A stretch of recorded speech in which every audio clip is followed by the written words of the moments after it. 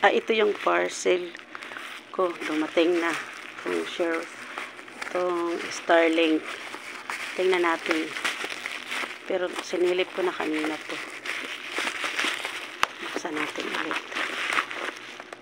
Ito yung in-order ko na Starlink Wi-Fi. Tingnan natin. Kung fake ito or original. Ito siya. Ito siya.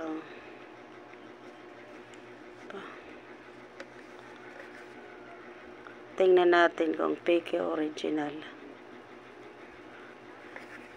Palagay ko fake ito.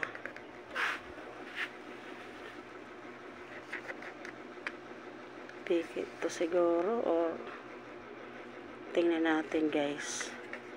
Saksak natin kasi isasaksak lang daw yun.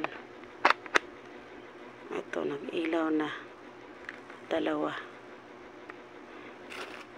At i-open lang daw yan. Tingnan natin ha.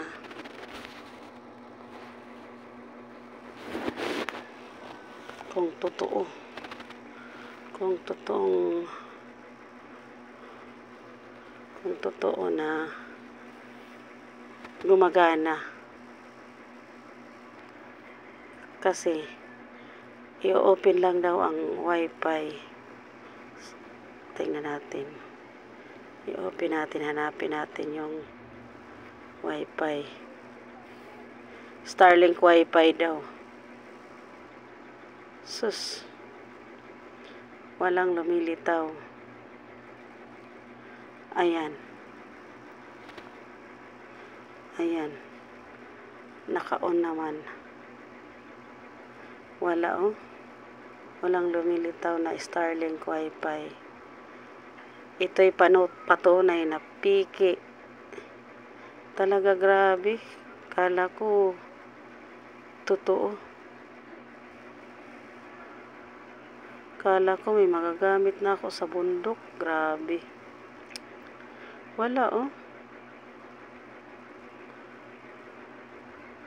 Wala. Wala. Piki. Sayang ang 1,499. 1,500. Sayang ang 1,500 ko. Guys, huwag kayong bibili. Piki. Piki ang Starlink Wi-Fi nila. Wala. Walang lumilitaw. Piki itong nilagyan lang nila ng sticker.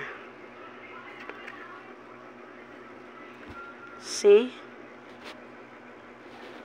Nilagyan lang ng sticker. As in, wala. Sayang yung pera ko, 1,499. Ay, grabe. Sana wag na sila makapanloko pa ulit. Next time, pag bibili ako, magre-research muna ako. Grabe.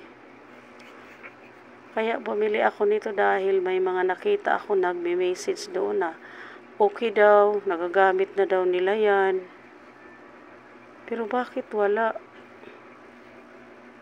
Hindi naman gumagana. Dapat gumagana na kung hindi to piki.